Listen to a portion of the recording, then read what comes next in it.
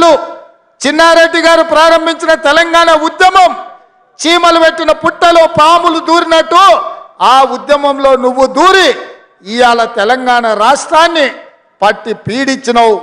అయినా ఈరోజు ప్రజలు చీదరించి ఓడగొట్టి ఇంట్లో కూర్చోబెడితే ఇంట్లో కూర్చోకుండా మళ్ళా సిగ్గు లేకుండా తగుదునమ్మా అని బయలుదేరిండు. అల్లుడేమో నల్గొండ నుంచి, కొడుకేమో మహబూబ్ నగర్ నుంచి పాదయాత్రలు చేపడతారంట. చీకొట్టినా సిగ్గు రాలే మీకు.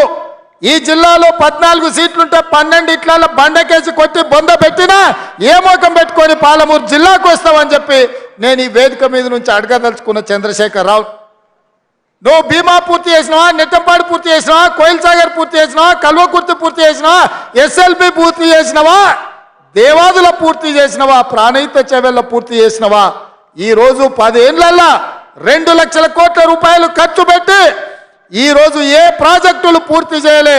ఉమ్మడి రాష్ట్రంలో సమైక్య పాలనలో జరిగిన అన్యాయానికంటే, ఆనాడు జరిగిన నీళ్ల దోపిడీ కంటే నువ్వు ముఖ్యమంత్రి అయిన తర్వాతనే తెలంగాణకు తీరని నష్టం జరిగింది.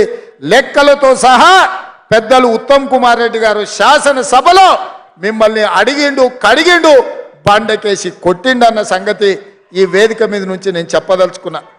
మిత్రులారా, ఆనాడు ఉమ్మడి రాష్ట్రంలో సీమాంధ్రకు చెందిన ముఖ్యమంత్రులకు తెలంగాణ అంటే ఒక భయం ఉండే. ఈ నాయకులు ప్రశ్నిస్తారని నిధుల దోపిడీ, జల దోపిడీ పాల్పడాలంటే ఒళ్ళు దగ్గర పెట్టుకొని ఆలోచన చేసేటోళ్ళు. ఆ రోజు వాళ్ళు చేయనంత బరితెగింపు నువ్వు ఆ పక్కన జగన్మోహన్ రెడ్డి గారు పోతిరెడ్డి పాడు కావచ్చు, రాయలసీమ లిస్టు కావచ్చు, ముచ్చుమరి కావచ్చు, మాల్యాల కావచ్చు, రోజుకు 12 టీఎంసీల నీళ్లు రాయలసీమకు తరలించకపోతుంటే జగన్మోహన్ రెడ్డి గారిని ప్రగతి భవన్కు పిలిచి పంచభక్ష ప్రమాణాల భోజనం పెట్టినావు. 203 జీవో ద్వారా రాయలసీమను రతనాల సీమ చేస్తా అని చెప్పినావు. రోజమ్మ పిలిచి నీకు రాగి సంకటి